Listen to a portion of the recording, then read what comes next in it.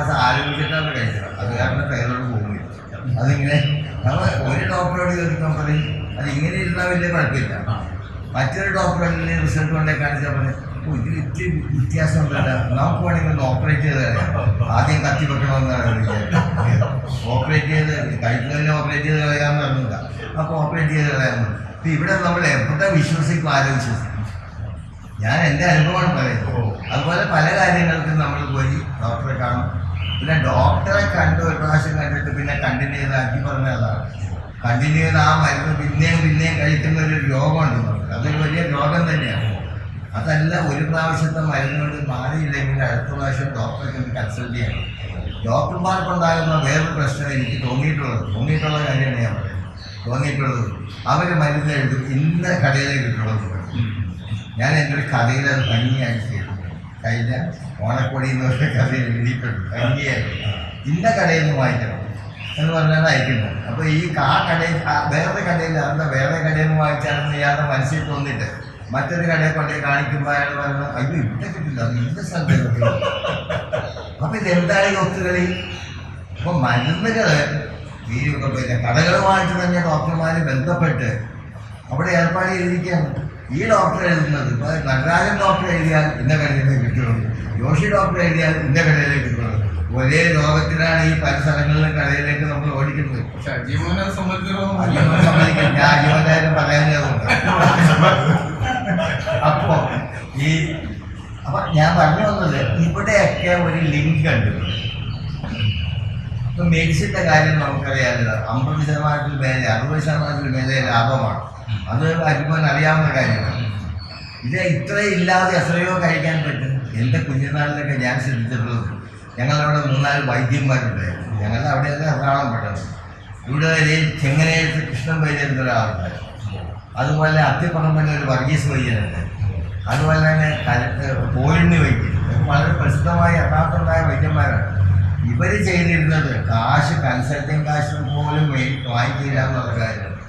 അവർ ഈ അത് അവരുടെ ഒരു ത്യാഗമായിട്ടാണ് അവർ കരുതുന്നത്. കാരണം പഠിച്ചു, അവർ കാര്യങ്ങളൊക്കെ ചെയ്യുന്നു, എല്ലാം ഉണ്ട്. പക്ഷെ ത്യാഗമായിട്ടാണ് അവർ ചെയ്യുന്നത്. ഈ വൈദ്യന്മാർ സമയം കിട്ടുമ്പോൾ ചെയ്യാൻ പോകും, ശരിക്കും ചെയ്തിട്ട്.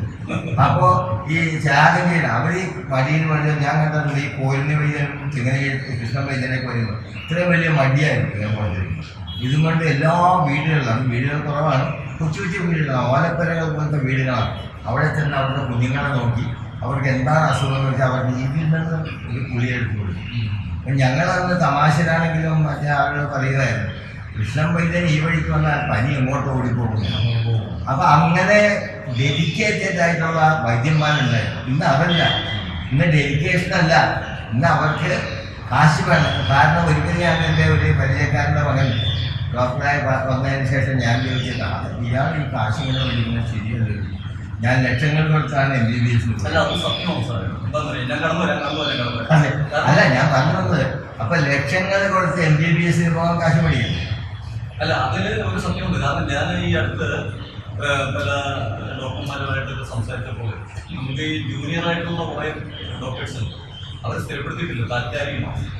അവരുടെ പ്രശ്നങ്ങൾ വളരെ ഗുരുതരമാണ്.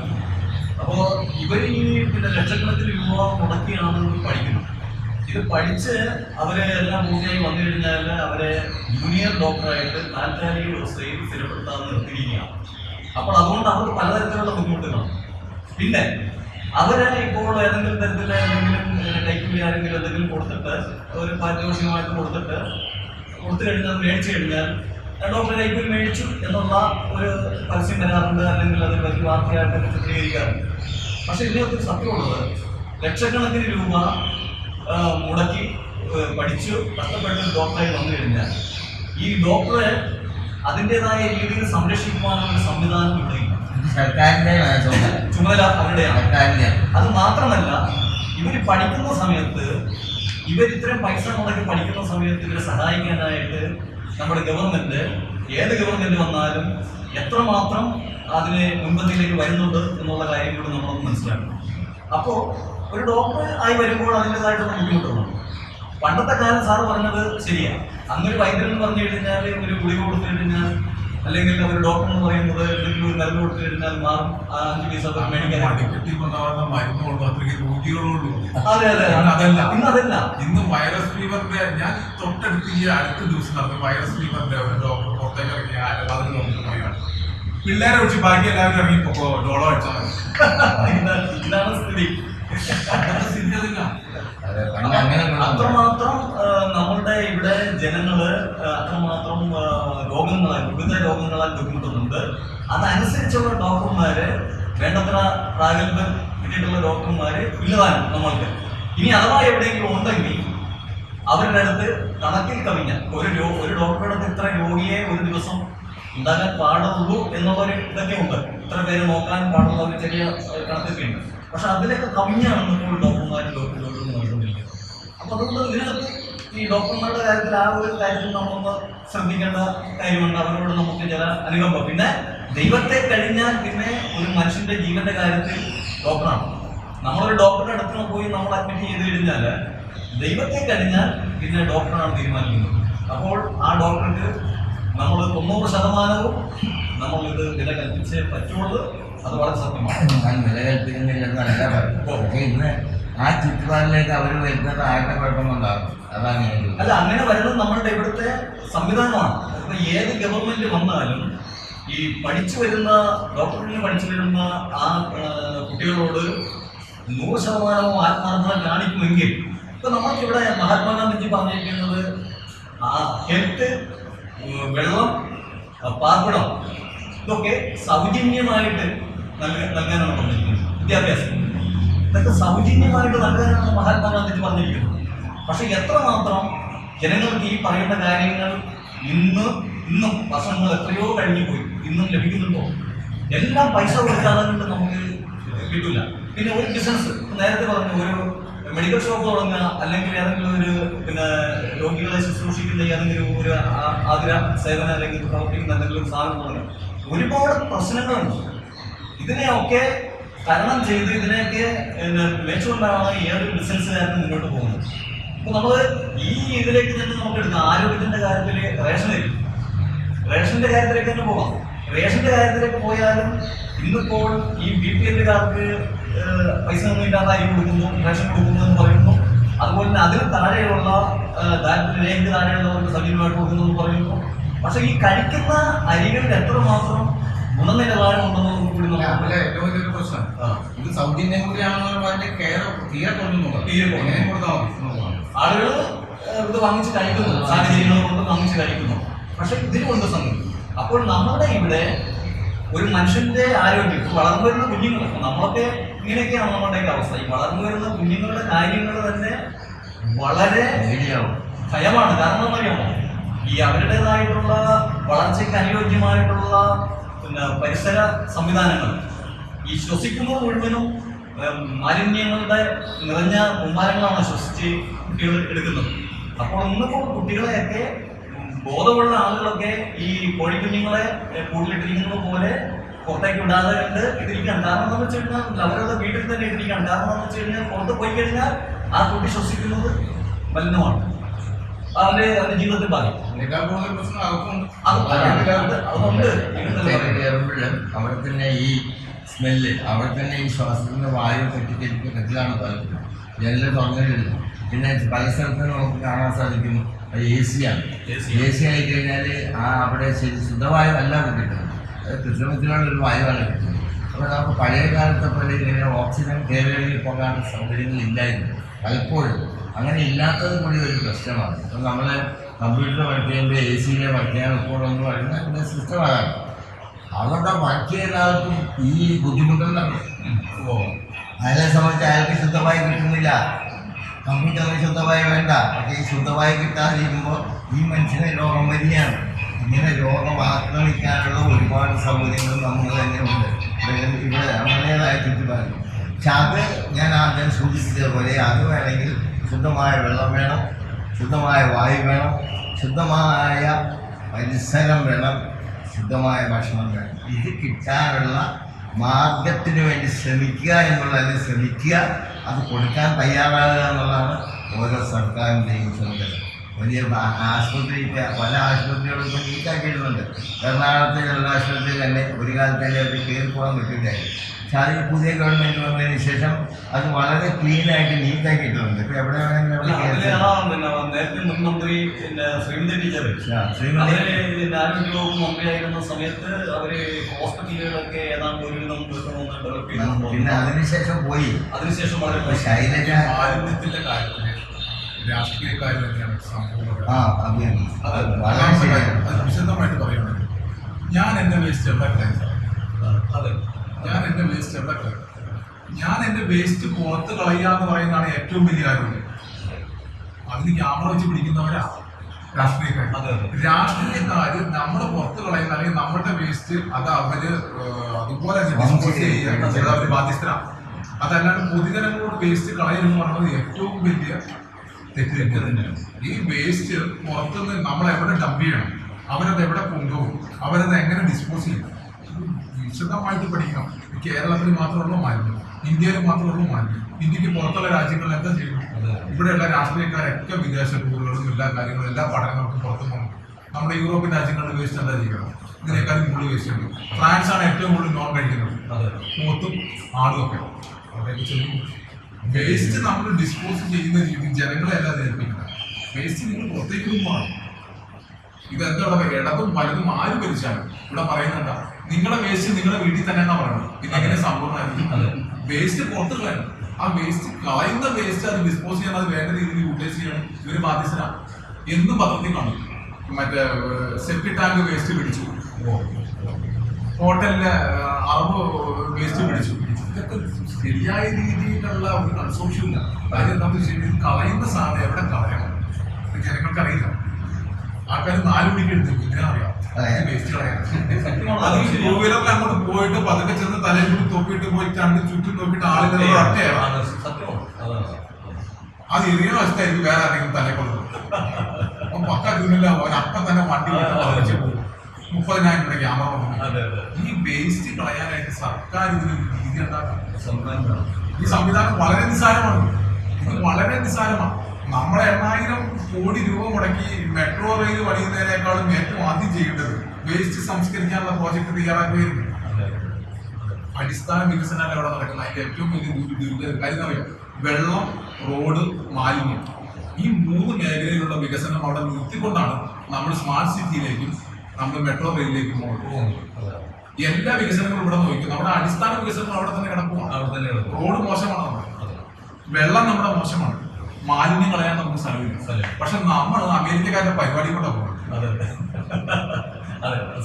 നമ്മള് ഷർട്ട് മാത്രം നൽകി തേക്കുക, പാൻറ് അവിടെ തന്നെ കിടക്കും.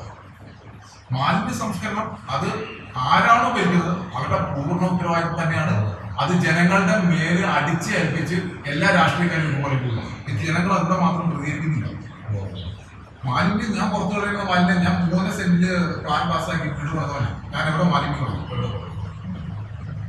എനിക്ക് പ്ലാസ്റ്റിക് മാലിന്യം ഉണ്ടാവും, മറ്റേ പച്ചക്കറി മാലിന്യം ഉണ്ടാവും, വേസ്റ്റ് മത്സ്യമാംസങ്ങളുടെ ഇതുണ്ടാവും. ഞാൻ എവിടെ കളയും? 3 സെന്റിലാണ് ഞാൻ വീട്ടിൽ വെച്ചേക്കാം. എനിക്ക് പുറത്ത് കളയുന്നത് ഒരു പരിധി കഴിഞ്ഞാൽ വീട്ടിലത് വലിയ പ്രശ്നങ്ങൾ. നമ്മൾ പുറത്ത് കളയുന്നതിനാണ് ആരും ബുദ്ധിമുട്ടിക്കാനില്ല. ആളൊഴിഞ്ഞൊരു തരത്തിൽ കൊണ്ടുപോയി ഒരു ചാക്കിലോ 1 കിലോ ഒക്കെ വെക്കും. ഇതെന്തിനാറിയോ? നാളെ കോർപ്പറേഷൻകാരും മുനിസിപ്പാലിറ്റി എടുത്തിട്ട് പോകാൻ വേണ്ടി ഇത് പരസ്യമാക്കിയാൽ ഇപ്പോൾ പുതിയ പരിപാടിയുണ്ട്. കുടുംബശ്രീക്കാരെ ഏൽപ്പിച്ചാണ് ഗുണ്ടാപിരിവ് പറയും. കഴിഞ്ഞ മാസം 400 രൂപ പച്ചവെള്ളം ഞാൻ കാശ് കൊടുത്ത് മേടിച്ചാൽ കുടിക്കുന്നു. ഇനി ചവരം കളയാൻ ഞാൻ കാശ് കളയുന്നത്. ഒന്ന് ആലോചിച്ച് പോകുന്നത്. പിന്നെ എങ്ങനെ സമ്പൂർണ്ണ ആഗ്രഹിക്കണം? പച്ചവെള്ളം ഞാൻ കാശ് കൊടുക്കാൻ കുടിക്കുന്നത്, അത് നല്ലത് കിട്ടുന്നില്ല കാശ് കൊടുക്കും. ഈ ചവറ് ഞാൻ മുള കളയണം, അപ്പം കാശ് കൊടുക്കില്ല. ഹോട്ടലുകാരോട് മാസം 500 രൂപ മേടിക്കും, പച്ചക്കറി കടക്കാർ 350 രൂപ മേടിക്കും, വീട്ടുകാരോട് 100-150 മേടിക്കും, പാറ്റുകളിൽ കയറി മുഴുവൻ പിരിക്കും. ഉച്ചവരെയുള്ള പണി അവിടെ ഇതൊക്കെ ഭരിക്കുന്നവർ സപ്പോർട്ടാണ്. ഇതിനൊന്നും ഒരിക്കലും സപ്പോർട്ട് ചെയ്യുന്നു. മാലിന്യങ്ങൾ നിങ്ങൾ പുറത്ത് കളയുക, അതിനുള്ള വഴി ഞങ്ങൾ പറഞ്ഞുതരാം. മാലിന്യങ്ങൾ നിങ്ങൾ ഡംപ് ചെയ്യും, ഞങ്ങളത് ഡിസ്പോസ് ചെയ്തോളാം. ആ നിലപാടിലേക്ക് വരണം. അല്ലെങ്കിൽ നിങ്ങൾ ഉണ്ടാക്കുന്ന മാലിന്യം നിങ്ങൾ തന്നെ കളയുക എന്ന് പറഞ്ഞു കഴിഞ്ഞാൽ നമ്മളെവിടെ കളയുന്നത്? ഞാൻ 2.5 സെന്റിലാണ് 60 സെന്റിൽ ഒരു വീട് വെച്ചേക്കും, അവന് മാലിന്യം കളയും. തീർച്ചയായും അല്ലേ? അതിന് സൗകര്യമുണ്ട്. 2.5 സെന്റിലുള്ള ഭൂമിക്ക് പ്ലാൻ കൊടുക്കണം. 2.5 സെന്റുള്ള ഭൂമിക്ക് ലോൺ പാസ്സാക്കണം. അവൻ വീട് വെച്ച് സെപ്റ്റിക് ടാങ്ക് ചെയ്ത് എല്ലാം ചെയ്യും. അവൻ ഈ മാലിന്യമൊക്കെ ഞാൻ വേറൊരു പ്രശ്നം കൂടെ അതിനകത്താണ്. ബാക്കി പറയുന്നത് ശരി, ഇതുപോലെ ഈ 2 സെന്റ് 3 സെന്റ് ഒക്കെ വെച്ചിട്ടുള്ള വീട് വെച്ചിട്ടുള്ളത് ഇതുപോലെ മാലിന്യങ്ങളെ ബുദ്ധിമുട്ടുന്നു. ഏതെങ്കിലും കാരണവശാൽ എപ്പോഴെങ്കിലും പിടികൂടപ്പെടുന്നു. ഇവിടെ മനസ്സിനൊരു മാലിന്യമുണ്ട്. അതെന്താ കാര്യം വെച്ചാൽ ഇങ്ങനെ ഒരു ദിവസം തുടങ്ങുന്നത് തന്നെ ഇങ്ങനെയാവുമ്പോൾ ആ മനസ്സിലൊരു ഭാരവുമായിട്ടാണ് അത് പിടിക്കപ്പെടുന്നു. ഈ ഭാരം ആ ദിവസം മുഴുവൻ തീർത്ത് വേട്ടയാടുകയാണ്. അതായത് ഈ നമ്മുടെ ഭാഗത്ത് ഈ ആരോഗ്യത്തെ പറ്റി പറയുമ്പോൾ എല്ലാം നമ്മുടെ ശാരീരിക ആരോഗ്യത്തെ പറ്റി മാത്രമാണ്.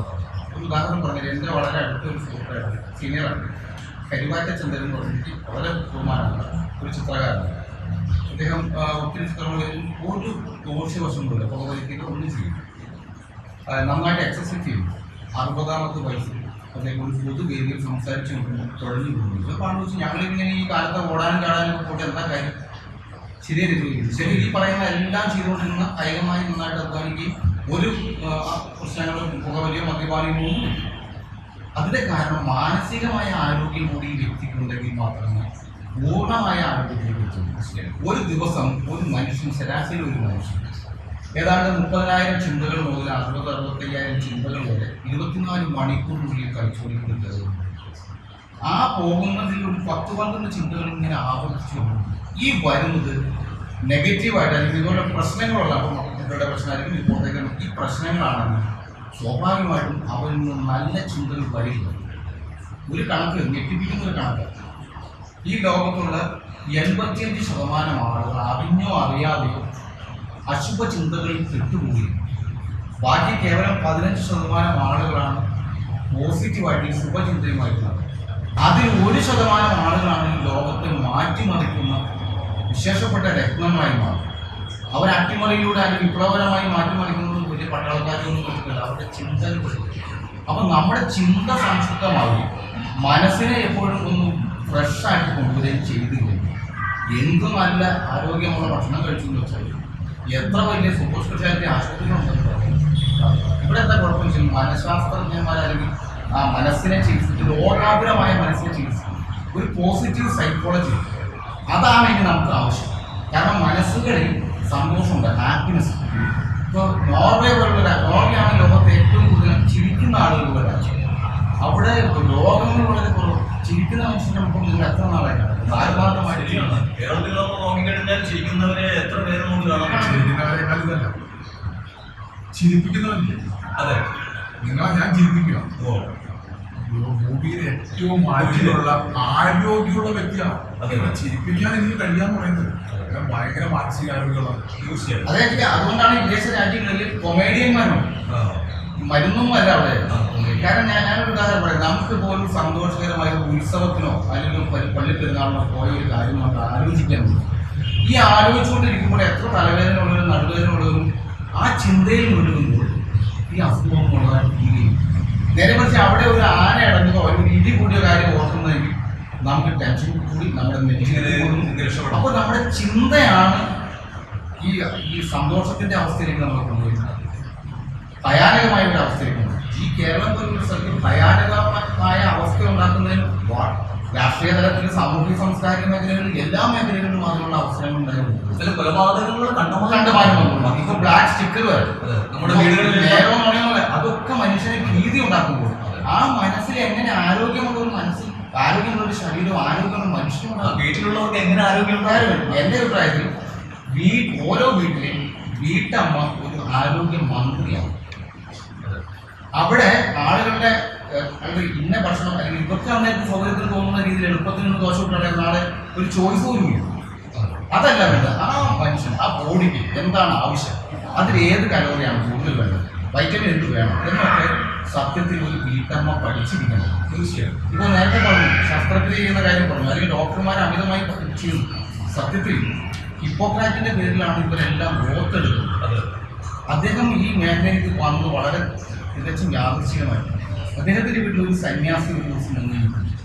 ഈ സന്യാസിയുടെ ആറ്റിറ്റ്യൂഡ്, ആ ബോഡി ലാംഗ്വേജ്, അദ്ദേഹത്തിന് അന്ന് വൈകിട്ട് ഇന്നത്തെ വളരെ ഫ്രഷായിട്ടുള്ള ജ്യൂസോ ഒന്നും അല്ല കൊടുക്കുന്നത്, പാലും പഴവുമാണ്. അങ്ങനെ കൊടുത്തു കഴിഞ്ഞപ്പോൾ ഈ പെൺകുട്ടിയെ അദ്ദേഹം സന്യാസം വിളിച്ചു കുമാരി എന്നാണ് സംഭവം. അങ്ങനെ ആ പാല് കുടിച്ചപ്പോൾ ഈ പാല് കിട്ടിയ പോലെ കുടിച്ച് ഒരു കരിമൂൽ പ്രസവത്തിലുള്ള ഒരാളിൻ്റെ പാലല്ലേ, അതിൻ്റെ നിറം തിന്നതല്ലേന്ന് വരെ ചോദിച്ചു. ഓ ശരി, ഇത് അതിശയമുണ്ട്. പിറ്റേ ദിവസം രാവിലെ ഇതേ സ്ത്രീ തന്നെ, ഈ പെൺകുട്ടി തന്നെ പാല് കൊണ്ട് കൊടുത്തു, അതിന് കുടിച്ചു. കുടിച്ച് ഗ്ലാസ് കൊടുത്തു സ്ത്രീയെന്നാണ് സംഭവം. അപ്പോൾ ഇപ്പോഴത്തെ ഇന്നലെ കുമാരിയായിരുന്നു, കൗമാരക്കാരിയായിരുന്നു, ഇന്നലെ ഒറ്റ ദിവസം മുതൽ സ്ത്രീയായി. അപ്പോൾ പുരുഷനുമായിട്ട് ഇതൊക്കെ ബന്ധപ്പെട്ടിട്ടുണ്ടെന്നാണ് പറയുന്നത്. അങ്ങനെ ഒരു സാധ്യതയില്ല എന്ന് പറഞ്ഞ് തർക്കിച്ചു. തർക്കിക്കണ്ട, അന്വേഷിക്കാൻ പറഞ്ഞ് അന്വേഷിച്ച് കഴിഞ്ഞപ്പോൾ ജാരം തല ദിവസമാണ് ഇവർ ബന്ധപ്പെടുന്നത്. അപ്പോൾ ആ ബോഡി ലാംഗ്വേജ് കാണുമ്പോൾ തന്നെ ഒരു മനുഷ്യനെ ഇതിൻ്റെ രോഗങ്ങളോ പ്രശ്നങ്ങളോ തിരിച്ചറിയാൻ പറ്റും എന്നും ഹിപ്പോക്രാറ്റിനോട് ഈ വ്യക്തി പറഞ്ഞുകൊണ്ട് അത് പഠിക്കാനുള്ള ശ്രമത്തിൽ നിന്നാണ് അദ്ദേഹം ആധുനിക വൈദ്യശാസ്ത്രത്തിൻ്റെ പിതാവാകാൻ പിന്നെ ഉടനീളം സഞ്ചരിച്ച് അത് പഠിക്കുകയാണ്. അപ്പോൾ ഇദ്ദേഹം പറയുന്നത് ഒരു രോഗി വരുമ്പോൾ ഒരു സൂപ്പർ സ്കാനിങ്ങിൻ്റെ ആവശ്യമില്ല. ആ വന്ന് കയറി വന്ന് കൈ വയ്ക്കുന്നത് എവിടെ കൈ വെച്ചിട്ടാണ് ചുമക്കുന്നതെന്ന് അറിഞ്ഞാൽ അത് നീർവീഴ്ചപ്പനി വന്നിട്ട് ഉള്ള ചുമയാവും, ക്ഷയരോഗമാണ്, അതല്ല എന്താണ് പ്രശ്നം കൊണ്ടുപോലും ഡോക്ടർക്ക് മനസ്സിലാക്കാൻ പറ്റണം എന്നാണ് പറയുന്നത്. ഇന്ന് അങ്ങനെ പറ്റാൻ പ്രാപ്തിയുള്ള എത്ര ഡോക്ടർമാർ, അല്ലെങ്കിൽ അവരങ്ങനെ പ്രാപ്തിയുള്ളവരായിട്ട് തന്നെ അവരെ പ്രോത്സാഹനം കൊടുക്കാനായിട്ട് ഇനി ഒരു ഡോക്ടർ അങ്ങനെ പറഞ്ഞ് വരുന്നവരപ്പോൾ ഇയാൾക്ക് ഒരു വിവരമില്ലാത്തതാണ് സ്കാനിങ് വേണ്ടേ, അല്ലെങ്കിൽ അവർ പോകേണ്ടത് നമ്മൾ തന്നെ ചോദിച്ചു ഒരു ടോണിക്കിനെ കുറിച്ച് തന്നെ എന്ന് പറയുന്ന ഒരവസ്ഥയാണ്. ഇന്ന് രോഗം വരുന്നതിന് രണ്ട് പ്രധാന കാരണം അമിതമായ ഭക്ഷണവും അമിതമായ മരുന്നും. എന്തിനാ മനുഷ്യന് മരുന്നിൻ്റെ ആവശ്യമില്ല? ഈ പക്ഷികൾക്കും മൃഗങ്ങൾക്കും അല്ല, ഇത് നമ്മൾ ഈ ഭക്ഷണത്തിന്റെ മരുന്നിന്റെ മാത്രമല്ല, ഇപ്പൊ നമ്മളുടെ ഒരു കുടുംബത്തില് ഈ നമ്മൾ ആരോഗ്യ കാര്യങ്ങളൊക്കെ ശ്രദ്ധിക്കുന്നുണ്ട്, നമ്മളെല്ലാം ചെയ്യുന്നുണ്ടെങ്കിൽ പോലും നമ്മുടെ ചുറ്റുപാടുകൾ പ്രശ്നങ്ങളാണെന്നുണ്ടെങ്കിൽ സംഗതി തടം പറയും. അല്ല, അത് ശരിയാണ്. അജി പറഞ്ഞ വളരെ വാസ്തവം. കാരണം ശുദ്ധമായ വെള്ളം കൊണ്ടുവന്നു, വെള്ളത്തിന് മാത്രം ശുദ്ധത വരുത്തിയത് എന്താ കാര്യം? രണ്ടാമതൊരു കാര്യം, മനുഷ്യനെ സംബന്ധിച്ച് എനിക്ക് ഏറ്റവും മോശമായി തോന്നുന്നു ഒരു മൃഗത്തിന്റെ ബുദ്ധി പോലും പലപ്പോഴും കാണിക്കാറ്. ഒരു കുരങ്ങനെ ഒരു പഴം നിങ്ങൾ കൊടുത്തു കഴിഞ്ഞാൽ ആ പഴം കൃത്യവഴിയുണ്ടെങ്കിൽ കുരങ്ങ് തിരിച്ചു അത് ഒന്ന് തട്ടി നോക്കും, മുട്ടി നോക്കും, മണത്ത് നോക്കും, വാങ്ങി നോക്കും, അവസാനം ഒന്ന് എടുത്തിട്ട് ഇവിടെ കയറ്റി വെച്ചത് കുറേ നേരം വെച്ചുകൊണ്ടിരിക്കുന്നത് കൈകൊണ്ടൊന്ന് പ്രസ് ചെയ്ത് പതുക്കെയാണ്. പക്ഷെ മനുഷ്യന് നല്ല പാത്രത്തിലോ നല്ല കവർ ചെയ്തിട്ട് എന്ത് സാധനം കൊടുത്താലും ഈ പറഞ്ഞത് ഈ നമ്മുടെ കുടുംബങ്ങളിൽ ഇപ്പൊ നമ്മൾ സമാധാനപരമായിട്ട് ജീവിക്കാൻ ശ്രമിച്ചാലും ഈ ഭയാനകമായ അന്തരീക്ഷം ഉണ്ടാവും. നമ്മുടെ മനസ്സിൽ ആ ചിന്തകളിൽ മാറ്റണം. അപ്പൊ ഈ ഭയാനകമായ അന്തരീക്ഷം ഉണ്ടാകുന്നത് നമ്മുടെ ഈ സാമൂഹ്യ പ്രശ്നങ്ങളാണ്. സാമൂഹ്യ പ്രശ്നങ്ങളാണ്. ആ സാമൂഹ്യ പ്രശ്നങ്ങളിൽ ഒരർത്ഥത്തിൽ ഇപ്പോൾ ഈ കുടുംബ യൂണിറ്റുകൾ, റെസിഡൻസ് ഓഫീസിൽ ഇതൊക്കെ വലിയ വലിയ നിലയിലേക്ക് മുന്നിലോട്ട് വരുന്നത്. അതിലാദ്യം ആരോഗ്യമന്ത്രി വീട്ടമ്മയാണ്.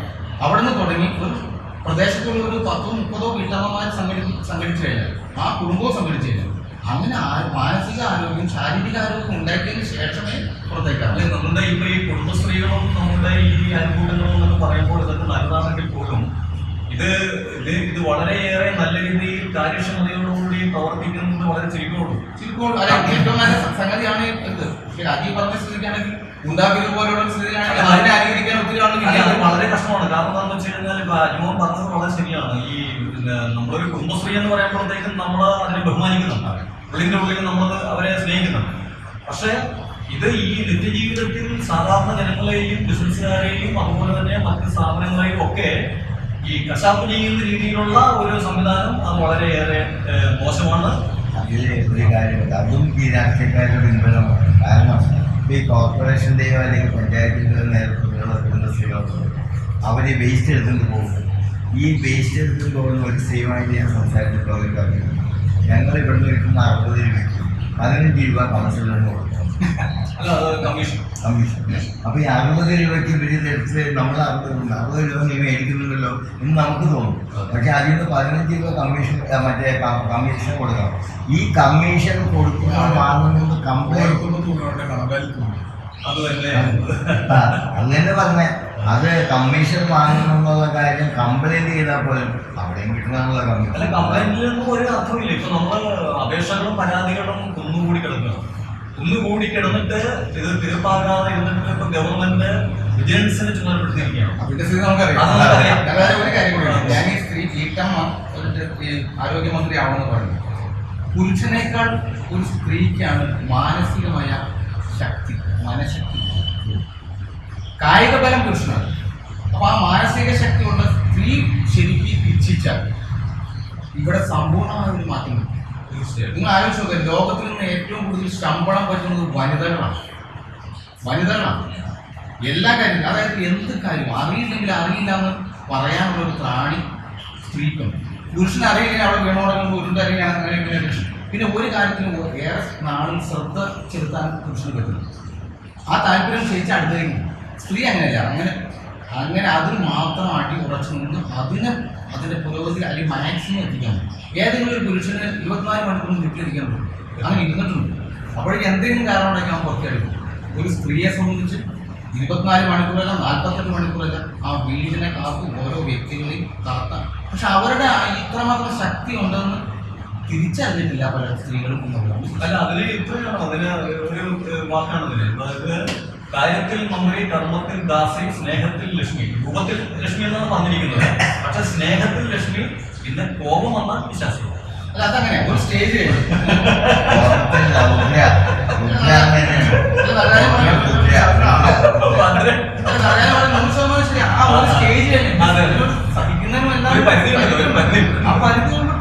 അതെ, അങ്ങനെയാണ്. അങ്ങനെ പൊട്ടിക്കഴിഞ്ഞാൽ അതൊരു ദുർഗയാണ്. അതെ അതെ.